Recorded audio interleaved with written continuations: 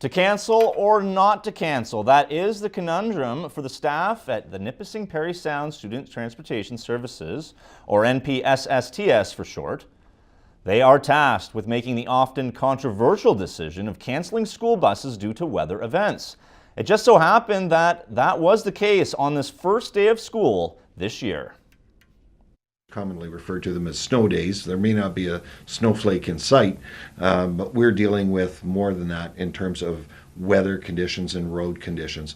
That was certainly the case for Chuck Seguin and his staff at the Nipissing Parry Sound Student Transportation Services on Monday morning. His organization is responsible for the oversight of 25 bus operators transporting 11,000 students to 72 schools twice a day. There were school bus cancellations across the region as a snowfall warning was in effect on Sunday night into Monday morning. While Seguin is the executive director, he works with his staff to come to a consensus on whether or not to cancel the school buses on any given day. We're constantly monitoring the weather forecast and the Environment Canada warnings and watches days in advance of a weather system moving in.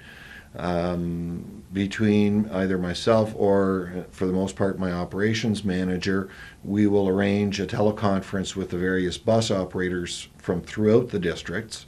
Those are held at 5:30 a.m.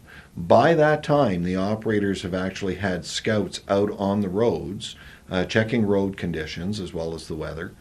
And through that conference call, we're getting feedback from the various areas throughout the districts, and at that point taking some recommendations on whether we should or should not be traveling those roadways. Precipitation in the form of snow is not the only factor. It may not be that there's snow on the way or freezing rain on the way, but it could be a question of a freeze-thaw over the previous 2 days that have made side roads impassable due to ice or bad road conditions.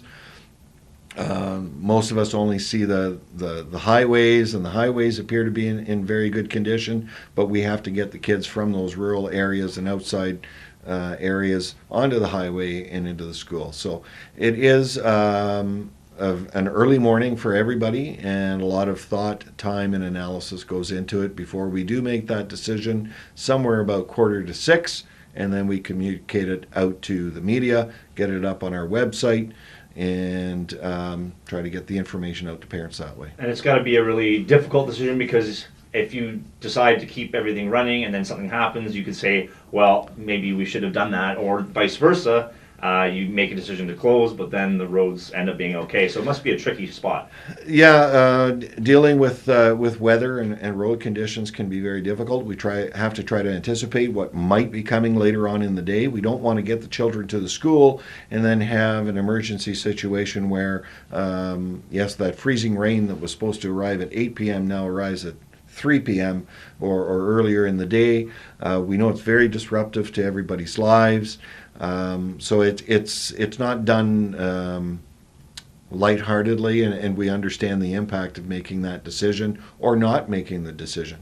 Paramount is children's safety. You can get the latest bus cancellation information on Twitter by following the Nipissing Parry Sound Student Transportation Services at NPSSTS.